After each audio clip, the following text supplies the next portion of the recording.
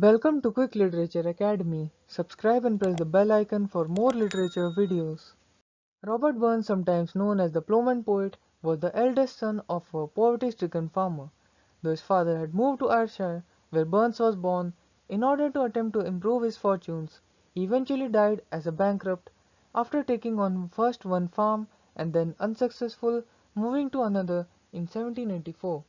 Robert, who had been to school since the age of 6 and was also educated at home by a teacher, had, by the age of 15, already become the farm's chief laborer. He had also acquired a reading knowledge of French and Latin, and had read Shakespeare, Dryden, Milton, and the Bible.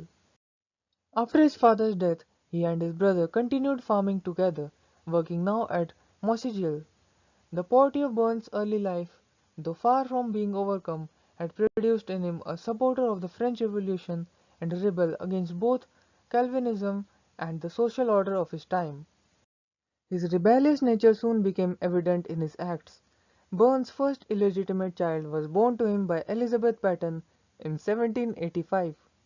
Two sets of twins later followed, and various amorous intrigues from Jane Amor, whom he afterward married. It was also during this period that Burns first achieved literary success. Though he had thought of emigration to Jamaica as a possible way to avoid his mounting problems, he published his poems, chiefly in the Scottish dialect, commonly known as the Kilmarnock edition, on July 31st, 1786, at Kilmarnock. This volume contained, among others, The Quarter's Saturday Night, To a Mouse, To a Mountain Daisy, and The Holy Fair, all of which were written at Mossgiel. The volume brought him immediate success.